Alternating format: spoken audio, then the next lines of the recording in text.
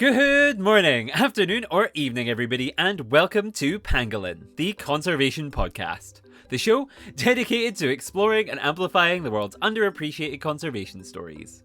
The stories that inspire me, and I hope will inspire you too. I'm your host, Jack Baker, and today I am joined once again by Gerry Ellis, a wildlife photographer and founder of Globio, an environmental communications non-profit. Last time, Gerry and I chatted all about great apes in the age of the Anthropocene, and today he's back to kind of finish off that conversation, but also talk about some of his favourite underappreciated African species, what gives him hope, and give me some very candid but hilarious advice for the future of my career in conservation, which I feel like all young conservationists and people interested in the field will relate to. So make sure and stick around for that. So, first of all, as I say, we chat about what gives him hope, and then we move on to discuss painted dogs and bat-eared foxes. And Gerry has worked very, very, very intimidatingly closely with some of these animals, and it's so interesting to hear his perspective and like how he got photos of them and some of the incredibly wonderful, inspiring, unique interactions he's had with these animals. It's just amazing. And then of course we wrap up with that advice, and I won't spoil it, but it's excellent, hilarious advice, so do stick around for that as well. With all that being said, thank you so much for listening. I hope you enjoy, and without further ado, let's get started.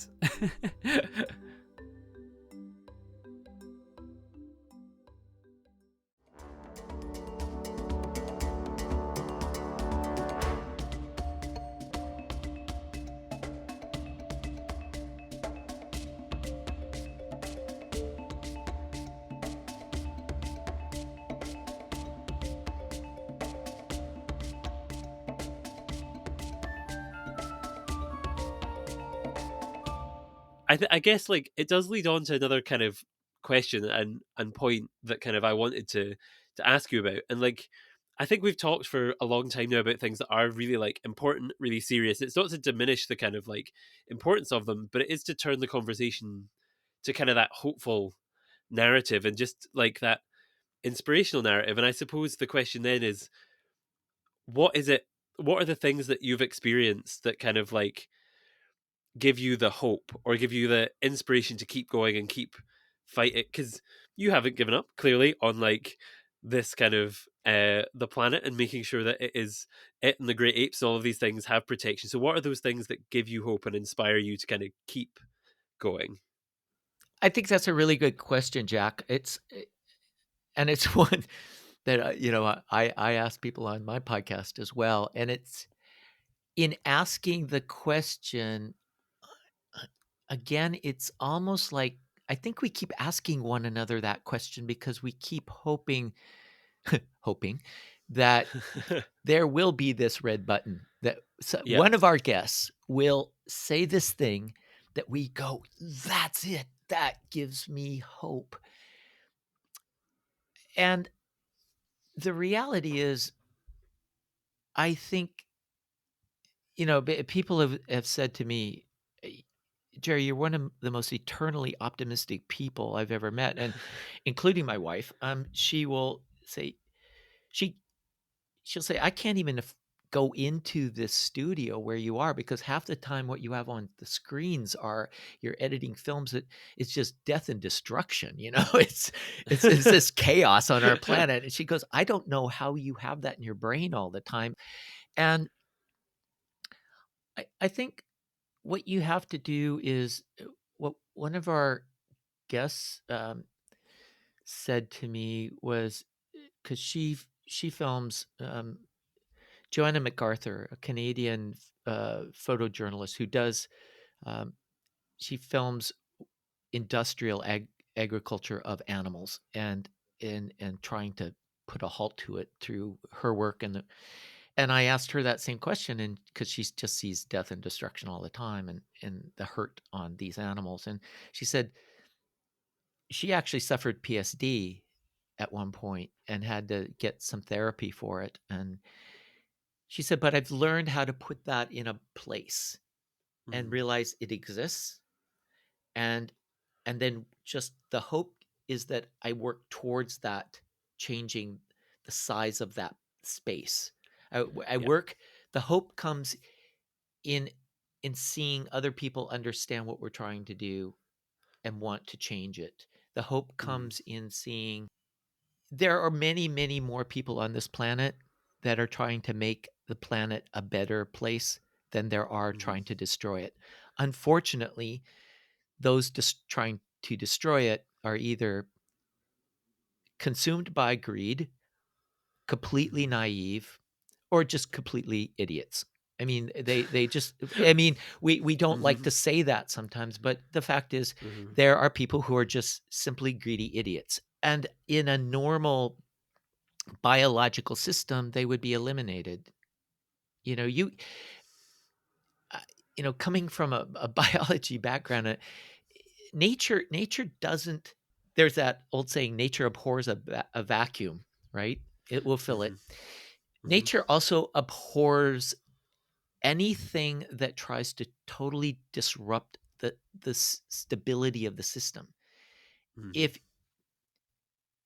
if you're if you're an elephant in a herd of elephants that just went around killing other elephants, the elephants would take you out and isolate you to the point where you would then die on your own. You know, nature nature doesn't allow that kind of disruption.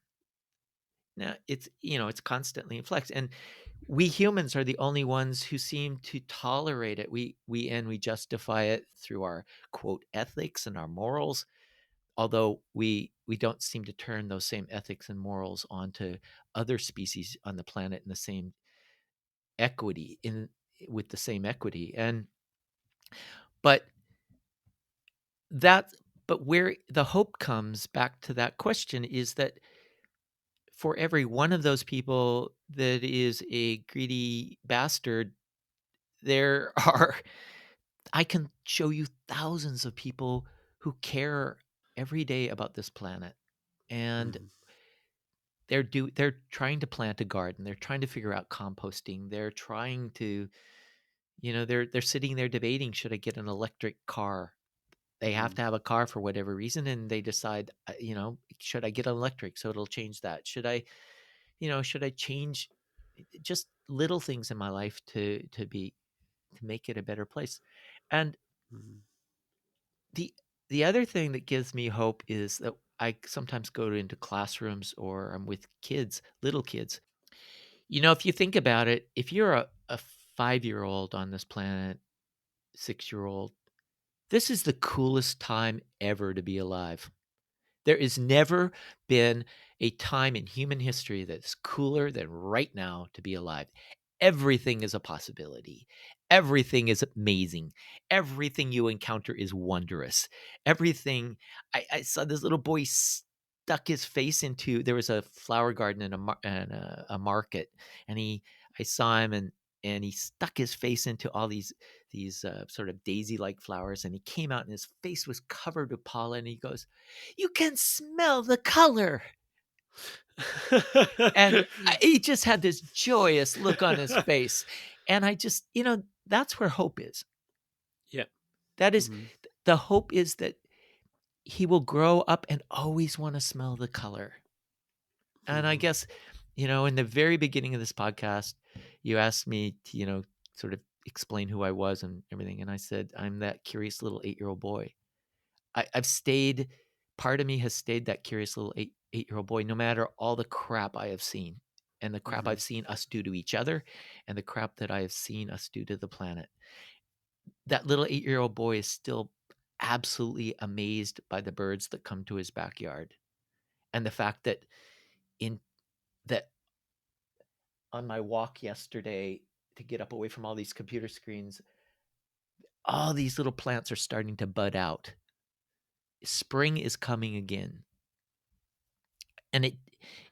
And spring comes whether in the north or the south parts of the planet, or if you look at in the right way in the very tropics, the wet season, dry seasons, that renewal is always there. That renewal is where the hope is.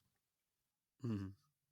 That's perfect. And I think that was like it was such a beautiful link back to the beginning, and I think such a perfect like picture to paint of like yeah, and it's something that I so strongly believe in. I feel like it's the thing that I cling to most of all is that like never lose that joy that comes from the world that's around you. Never lose that kind of wonder and magic. And you should protect that little flame that's inside you with everything you can do. Because even when it is hard and bad, if you can see the world for the beautiful elements alongside the hard things, while still informing yourself of the bad things that are going on, so you don't just live in this cloud of kind of disillusion from reality. It's such an important, powerful thing. And yeah, it always reminds me of the. I don't know if you're a Star Wars fan, but it always reminds me of the Yoda quote of how wonderful the mind of a child is, and Yeah. that like pure inspiration that you have to just like cling to like forever. I think is beautiful, and I think actually like links really well back to the start, so can like actually very beautifully, almost as if you have a podcast yourself, links the whole thing together. It's like you're a pro at this already. And so there are there are just a few questions I have, I guess, to wrap up if we have a few more minutes, if that's okay. Yeah, absolutely. I just that is a perfect place to end this podcast. As a podcast host, I would go, should we do it? Should we end it there? Yeah. But there are a couple more things. I mean, Uh-huh. just to add to that, in people listening and saying, "Oh yeah, it's super simple. Just put all that crap in a box." Hmm. I think it's really important to remember there's a there's a saying when we started Globio, as I said, Globio was about supposed to be about global biodiversity education for children, about connecting kids around the planet to learn about the planet and life on the planet. And one of the phrases that came to me from I didn't know I'm not an educator by profession. So I to figure out what we were going to do and how we were going to do it, I spent a lot of time talking to professors of education and teachers and other types of educators at nature centers and zoos and wherever. And there was a consistent phrase that came up that was no doom and gloom before the fourth grade. So fourth grade, you're sort of 10-ish years old, right? Hmm.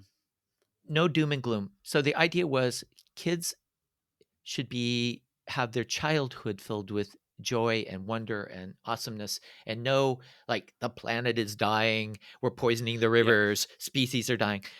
But I think there's a miscalculation there. And I think one of the things in to this idea of putting things in a box is I see there's a difference between information and what we do with that information. When when, there's a new report put out about the state of the planet and the climate or, the loss of biodiversity or any of those kinds of things. What we have to realize is the media takes those and they create gloom and doom out of them. The report is just information. The report isn't tied to positive or negative. It's just information. Potentially, people look at the report and have recommendations on what we should do to mitigate negative impacts or what are perceived as negative or positive impacts, right?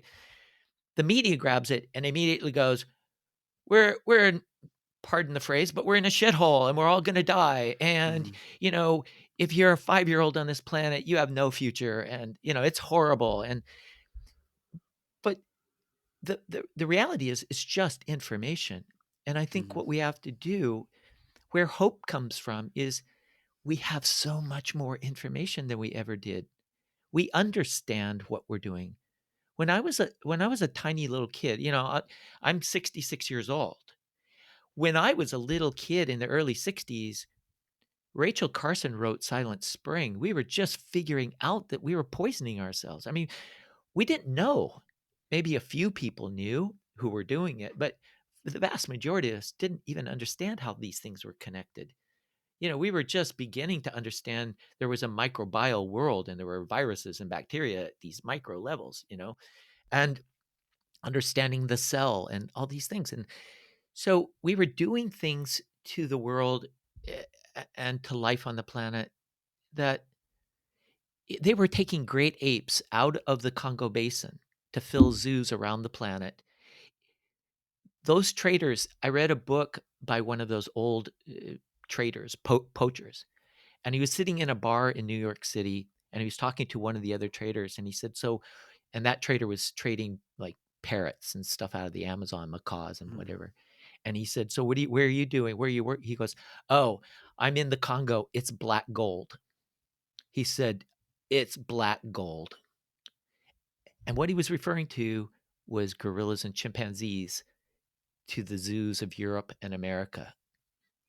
He could he could have people there capture for them, kill off the adults, take the babies, sell him the baby. He would show up, sell him the baby, and he would cart off in crates by ship at that time, probably, um, to the Americas and to Europe, 20, 40, 50 of these apes.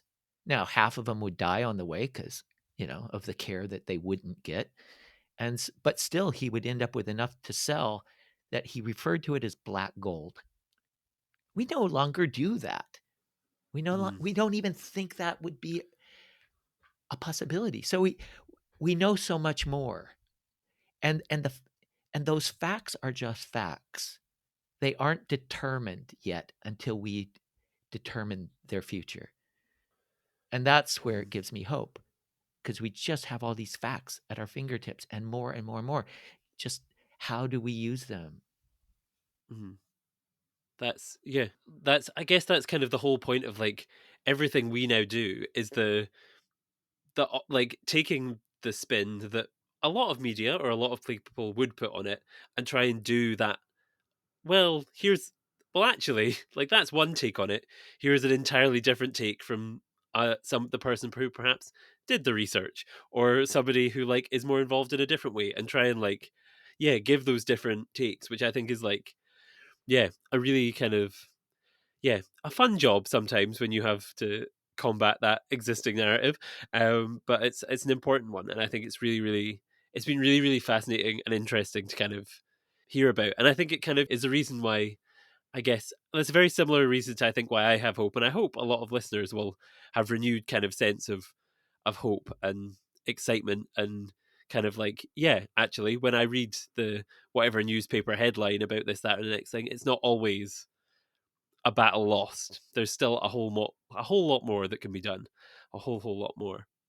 Um, I guess now though, unless is there anything else before I get to the final wrap up questions? Is there anything else you want Go. to get out the system? No. Oh, so much in this system. It's That brim. was a dangerous thing. Yeah, as I said before, I'm brimming with viruses and bacteria.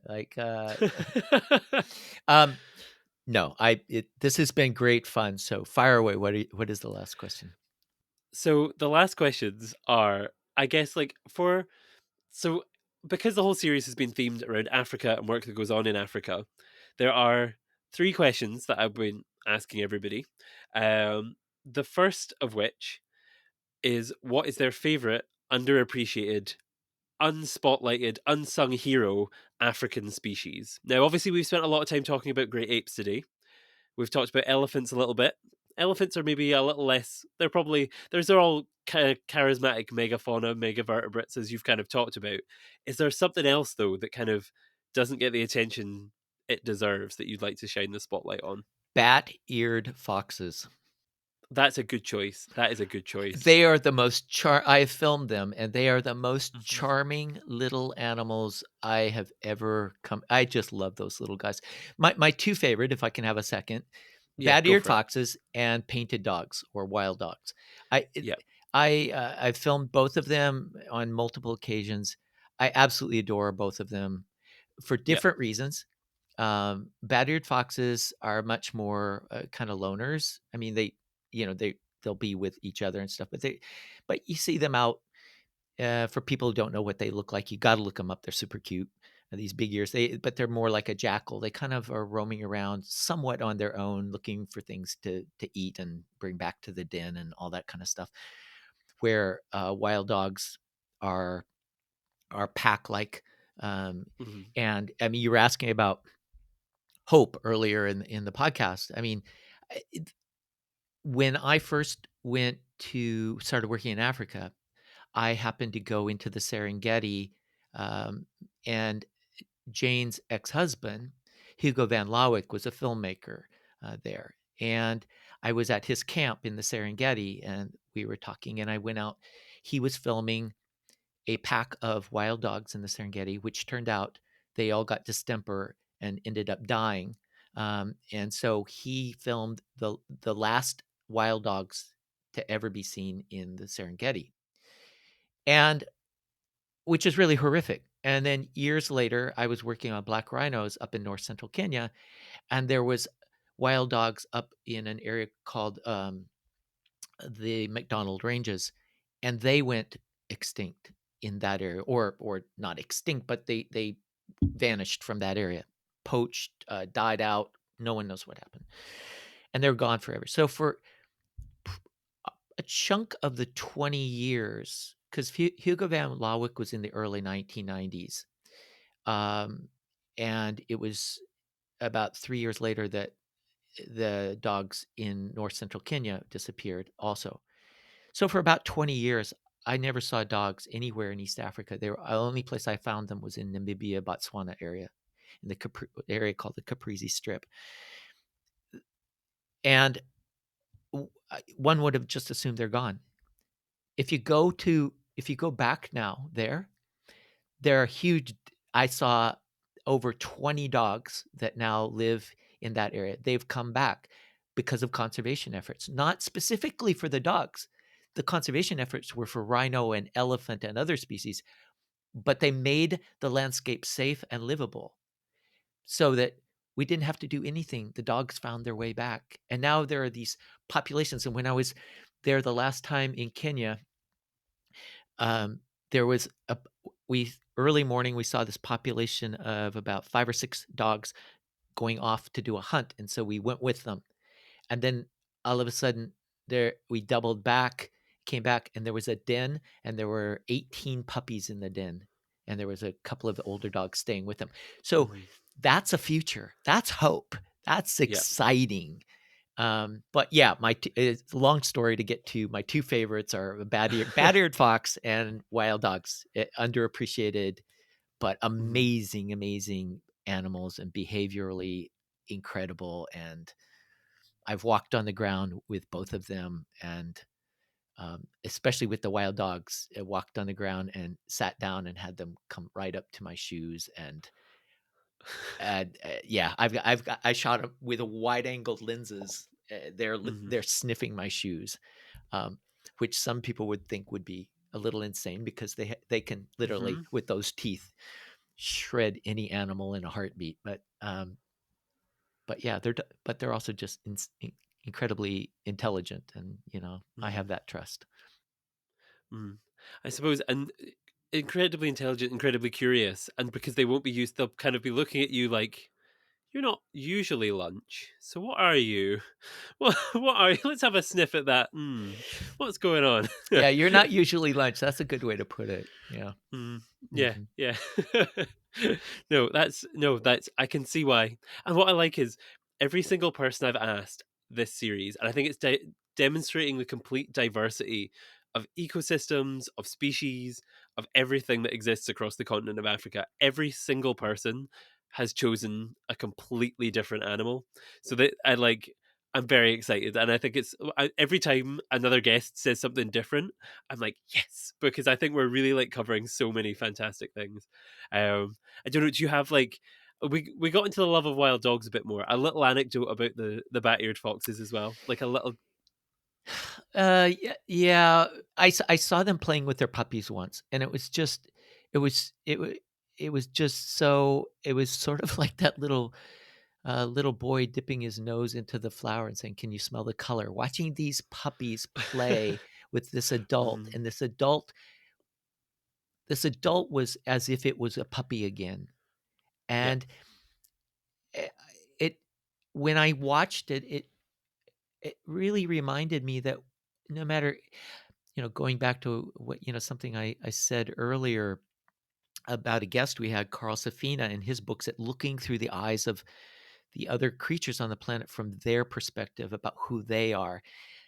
It was one of those times when you look and you went, that adult bad-eared fox is a puppy again.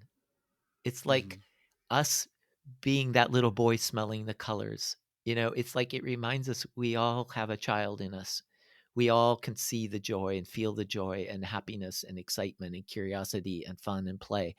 And when you see it in another animal that doesn't look anything like you, I mean, I experienced that with baby elephants and elephants and on multiple occasions. But and it's one thing when you see it in an ape because you almost expect it. They look like us, right?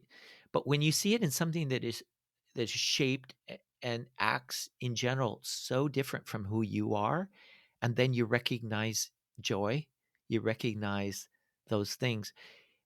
It, I, there is an amazing moment of connection there to life on this planet. Mhm. Yeah. That's it's fascinating, and it's reminding me of all those like, and I think that's the power of like capturing those moments and sharing them, and like I think those are some of the most powerful scenes of things, of documentaries and photos and things, that where you have those moments so that you can relate and you can go, I see myself, and I'm reminded of why. Okay, this is why nature is wonderful and powerful. And this thing, like the what I was picturing was almost that, I don't know if you saw the Frozen Planet 2 that came out last year with the David Attenborough documentary. They had a scene where two polar bears, adult polar bears, a male and a female, came together, and it kind of was one of those things where they were setting up like, these two polar bears are going to either kill each other or whatever it was. And then they just started to play. And they just started throwing each other around and just being silly. And then off they went in different directions again. And it was those one that reminded me of that moment of like, yeah, just wonder and amazement. And yeah, fantastic, fantastic. Now, I guess like the next question I usually ask people is for advice, but we've covered that already. We don't need to do advice. So the last question I have for you, Gerry, I is actually do have a small bit of advice, oh, and that's for you, okay. Jack. Get a real job. A PhD is a real Oh, job. How oh, okay, dare okay. you? Keep working How on dare you? it. I don't just sit here and talk to people all day. As much as I would like to just sit here and talk to people all Do you day. know how many Some times of I've been told that? So actually starting with my father at the dinner table when I was, uh-huh. are you, so this is really interesting, this camera thing you're doing, but are you going to get a real job? Mhm. Like what? And then he said, well, this is like, so you can become like the manager of a camera store or something, right? I said, no, Dad, that's not how it works. No, no, no, no. get a And real that's job.